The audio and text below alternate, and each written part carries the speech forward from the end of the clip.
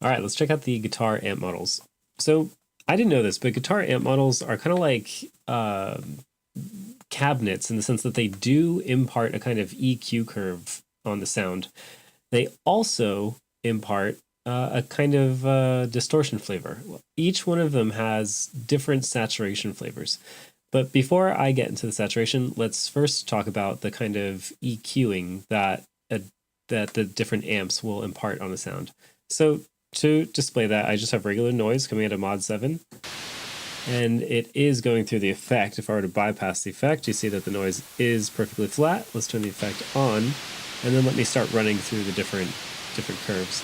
So some of these amps actually have more high end, some of them focus more on low end.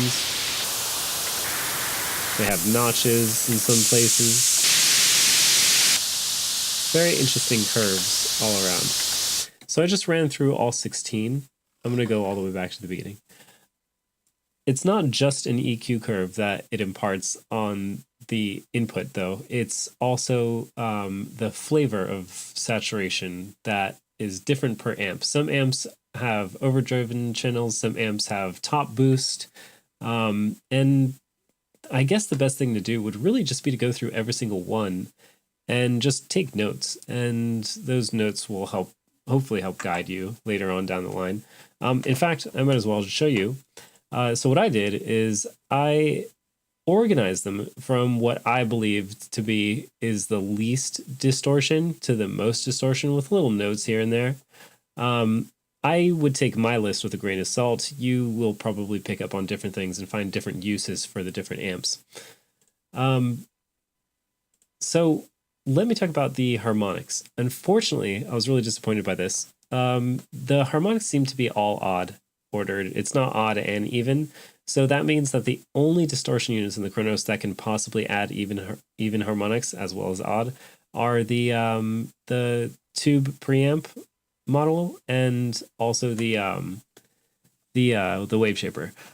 However, I haven't tested the bass amps yet, so maybe there's some hope down the line. But just to demonstrate that we are only getting odd order harmonics, I have a 100 hertz sine wave coming out of Mod 7. Let me actually bypass the unit again. So we see that we do have a... Oh, it's actually key tracked. Let me reprogram that real fast.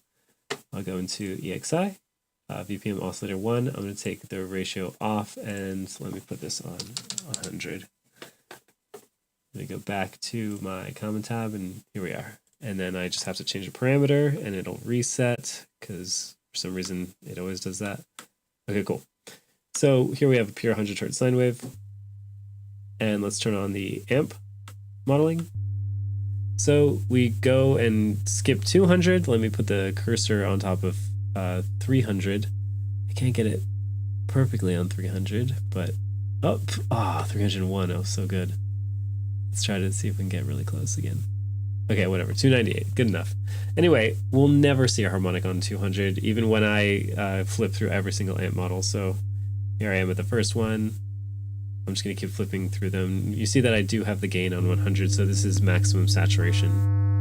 And it's odd order harmonics the whole way down. Yeah, so again, I don't know if the bass amps will add even order harmonics on top of the odd order harmonics, but it seems like almost all of the distortion in the Kronos, besides the wave shaper and stereo tube preamp, are they're almost all imparting odd harmonics, albeit with different kinds of emphasis and de-emphasis. And that emphasis and de-emphasis, I believe, is independent of the EQ curve.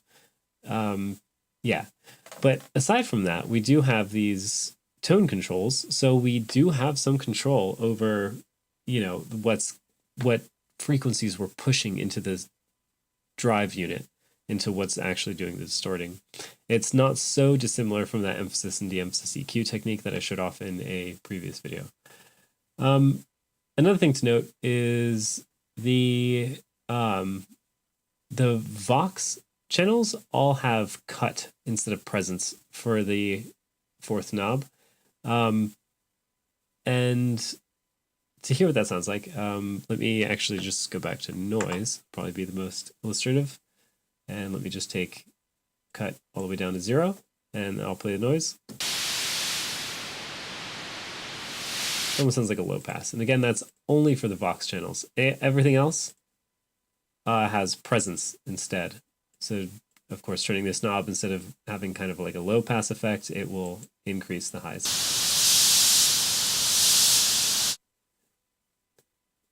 Okay, so I went over that amps do impart a kind of EQ curve. I went over that they are all odd order harmonics.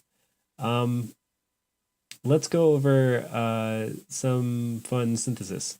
So not only can we boost certain frequencies to get saturated more or less by the distortion, but we also have an EQ at the end of that chain, which is really nice. So we can really sculpt the sound. This EQ is parametric bands for all four.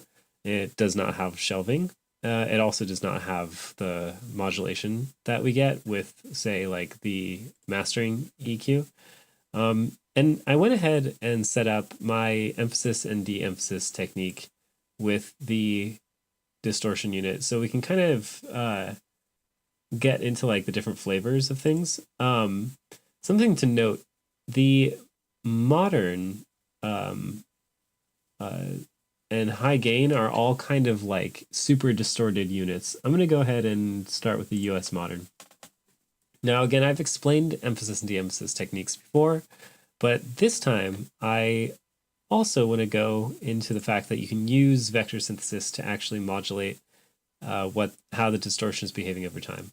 So just to review, again, I have my vector joystick controlling this EQ as well as the EQ on the other side. Again, this is my emphasis, this is my de-emphasis, and when I go and check out the vector envelope, I can well, first, before I turn it on, let me actually just play the drum loop going through this distortion.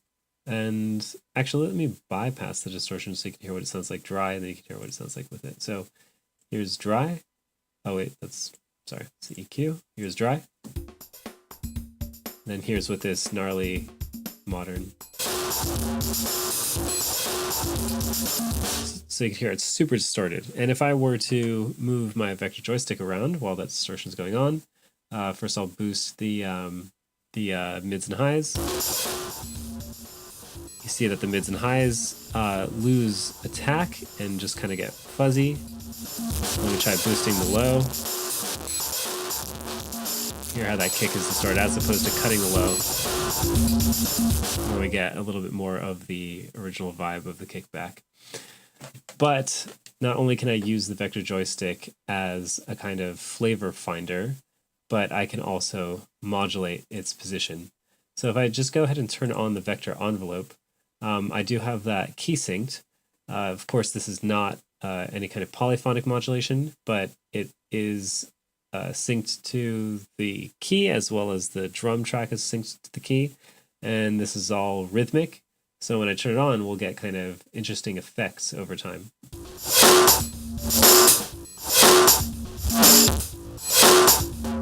Yep, so you can hear when that snare comes in, it's flying over to the left here, and then flying back to 2, and then flying over to 3, and then going actually back to 0.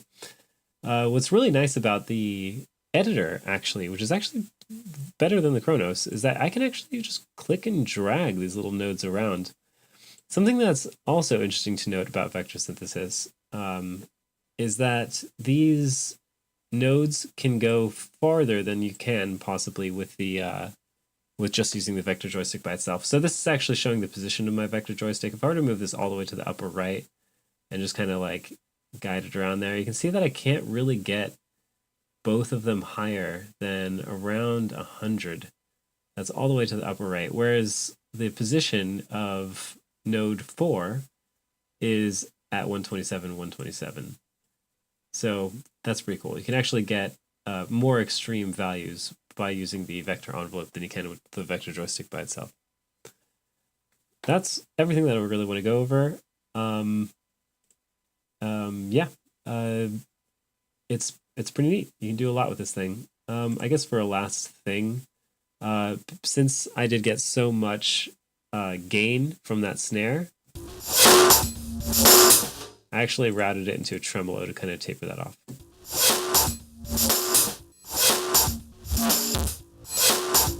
So it's pretty neat.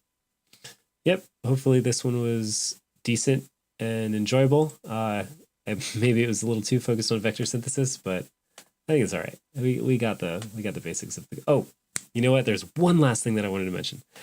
The guitar amp model, unfortunately, is just mono. It does not process stereo channels. If you wanted to process something in stereo, you would have to duplicate the track, and then you would have to duplicate each one of the. You'd have to have 2 insert effects of guitar amps. But now that I think about it, I'm not even sure if that would work, since you would have to isolate the left and right channels from each other. So it's kind of tricky. I mean, I know for a fact that you could use some of the parallel processors to route the left and right channel to, well, actually, no. Even then, I couldn't route them to individual inserts. Yeah, so as far as I know, off the top of my head, I don't think the guitar amps can ever process anything in stereo, which is really too bad because there's so many flavors of distortion from the guitar amps. But it's also realistic because that's how they make them. They don't make guitar amps really in stereo. I'm not an expert though. I'm sure one of you guys can think of some guitar amps in stereo, but generally they're mostly mono. So that's pretty much everything. Take care.